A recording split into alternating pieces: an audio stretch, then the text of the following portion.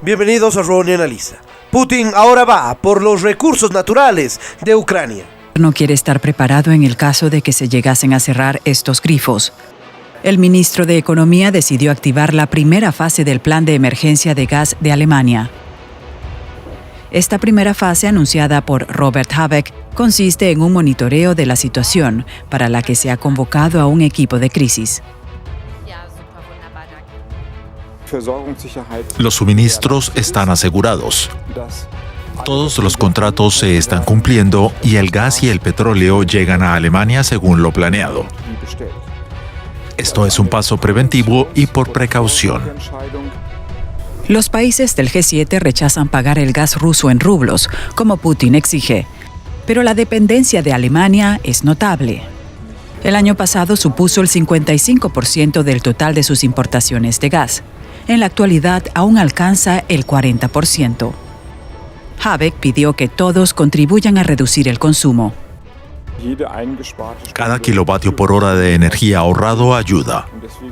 Por eso me gustaría combinar la aplicación de esta alerta prematura con un llamado a compañías y consumidores privados. Cuando reducen su uso de gas o energía, están ayudando a Alemania, están ayudando a Ucrania. La industria alemana se vería afectada con un cierre del suministro. Los diputados ya trabajan en un plan para apoyar al sector. La opinión generalizada del mundo es que Vladimir Putin cometió un error de cálculo catastrófico. Pensó que los ucranianos de habla rusa darían la bienvenida a sus tropas. Por supuesto, no lo hicieron y en lugar de eso se pusieron a rechazarlos militarmente.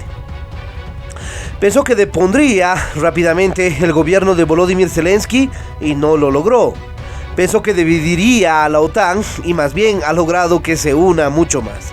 Pensó que había blindado su economía contra las sanciones y en todo lugar la ha destrozado. La economía rusa está destruida. Pensó que los chinos le ayudarían, sin embargo no ha habido ninguna ayuda y más bien China está haciendo sus propios cálculos para ver de qué manera saca ventaja de esta situación. Pensó que su ejército modernizado haría picadillo a las fuerzas ucranianas. Los ucranianos le están haciendo una batalla tan dura que las pérdidas son mayoritariamente desde el lado de Rusia. Los errores de cálculo de Vladimir Putin plantean dudas sobre su juicio estratégico y su estado mental, que, si es que hay alguien que le está asesorando, ¿ha perdido el contacto con la realidad? ¿Está físicamente enfermo o mentalmente enfermo? Condoleezza Rice advierte: no controla sus emociones, algo va mal. Los asedios rusos a Mariupol y a Kharkiv, dos ciudades de gran densidad de población de habla rusa que Putin dice estar liberando de la opresión ucraniana, se parecen a lo que los nazis hicieron en Varsovia o a lo que el propio Putin hizo en Grozny, Chechenia. Varios analistas han comparado a Putin con una rata acorralada, más peligrosa ahora que ya no controla los acontecimientos. Quieren darle una salida segura al aprieto que supuestamente ha creado para sí mismo. De ahí el desprecio casi universal vertido sobre Joe Biden por decir en Polonia: por Dios, este hombre no puede seguir en el poder. La sabiduría convencional es totalmente plausible. Tiene la ventaja de reivindicar la estrategia de Occidente de apoyar a Ucrania a la defensiva y tiende a la conclusión de que el mejor resultado es aquel en el que Putin encuentra alguna salida que le salve la cara, territorio ucraniano adicional, una promesa ucraniana de neutralidad, un levantamiento de algunas de las sanciones, cualquier cosa.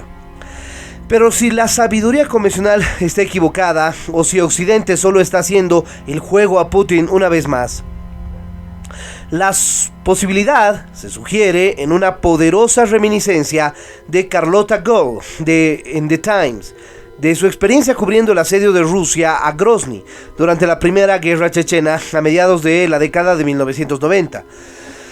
En las primeras fases de la guerra, combatientes chechenos motivados aniquilaron una brigada blindada rusa, dejando atónito a Moscú.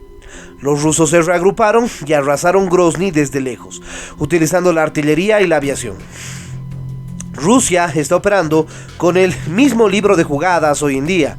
Cuando los analistas militares occidentales argumentan que Putin no puede ganar militarmente en Ucrania, lo que realmente quieren decir es que no puede ganar limpiamente. ¿Desde cuándo Putin juega limpio? Hay toda una etapa siguiente en el libro de jugadas de Putin que es bien conocida por los chechenos. Escribe Go. A medida que las tropas rusas ganaban el control sobre el terreno Chechenia, aplastaban cualquier otra disidencia, contenciones y campos de filtración y convirtiendo y potenciando a los protegidos y colaboradores locales. Supongamos por un momento que Putin nunca tuvo la intención de conquistar toda Ucrania, que desde el principio sus verdaderos objetivos eran la riqueza energética del este de Ucrania, que contiene las segundas mayores reservas conocidas de gas natural de Europa después de las de Noruega.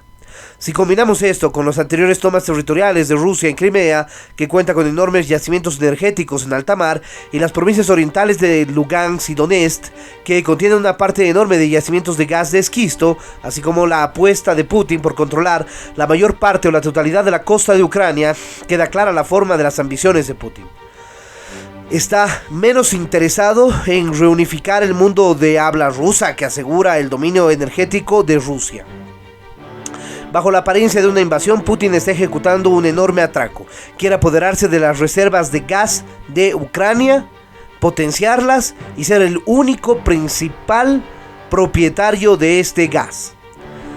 En ese sentido, dijo el experto canadiense en energía David Knightley, en cuanto a lo que queda de una Ucrania sin salida al mar, es probable que se convierta en un caso de bienestar para Occidente, que ayudará a pagar la cuenta para reasentar a los refugiados en Ucrania, en nuevos hogares fuera del control ruso. Con el tiempo, una figura similar a la de Víctor Orbán podría llegar a la presidencia de Ucrania, imitando el estilo político de hombre fuerte que Putin prefiere en sus vecinos. Si este análisis es correcto, Putin no parece el perdedor mal calculado que sus críticos hacen aparecer. También da sentido a su estrategia de atacar a los civiles, más que una forma de compensar la incompetencia de las tropas rusas y la matanza masiva de civiles. Ejerce una inmensa presión sobre Zelensky para que acepte las mismas cosas que Putin ha exigido todo el tiempo: concesiones territoriales y la neutralidad ucraniana. Occidente también busca cualquier oportunidad para desescalar, especialmente mientras nos convencemos de que Putin, mentalmente inestable, está preparado para usar armas nucleares. Dentro de Rusia, la guerra ya ha servido a los propósitos políticos de Putin. Muchos miembros de la clase media profesional, la gente más simpatizante de disidentes como Alexei Navalny, se han autoexiliado. Los restos de la prensa libre han sido clausurados, probablemente para siempre.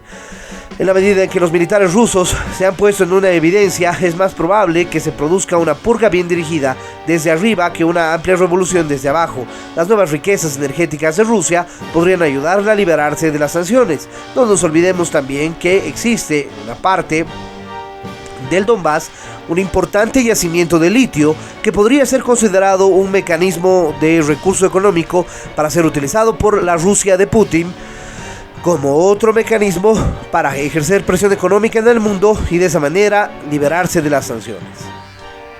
Pero entonces, ¿cuál es la solución para evitar que todo esto suceda? Simple: no ceder ni un solo centímetro de territorio por parte de Ucrania en favor de Rusia. Nada, cero. Y por eso Volodymyr Zelensky y los miembros de su gobierno han dicho que cualquier negociación, cualquier acuerdo con Rusia pasa obligatoriamente por un referéndum. Se habla también sobre la supuesta retirada de tropas de Kiev y Chernigov, la supuesta disminución de las actividades de los ocupantes en ese sentido. Nosotros sabemos que no es una retirada, sino el resultado del trabajo de nuestros soldados, que los expulsaron. Aunque paralelamente estamos viendo cómo se reagrupan tropas rusas para nuevos ataques en el Donbass. Por otro lado, la alta comisionada de Naciones Unidas, Michelle Bachelet, ya tiene pruebas de los crímenes de guerra que está cometiendo Rusia en Ucrania. Veamos. La ONU acusa a Rusia de al menos 24 ataques con bombas de racimo en Ucrania. En su intervención ante el Consejo de Derechos Humanos de la ONU este miércoles, Michelle Bachelet denunció la vida que definió como de puro terror de los habitantes de la ciudad de Mariupol. Mi departamento ha recibido denuncias creíbles de que las Fuerzas Armadas rusas han utilizado bombas de racimo en zonas pobladas al menos 24 veces. También investigamos las denuncias de que las Fuerzas Armadas ucranianas han utilizado este tipo de armas. Casas y edificios administrativos, hospitales y escuelas, estaciones y sistemas de agua no se han salvado de ello.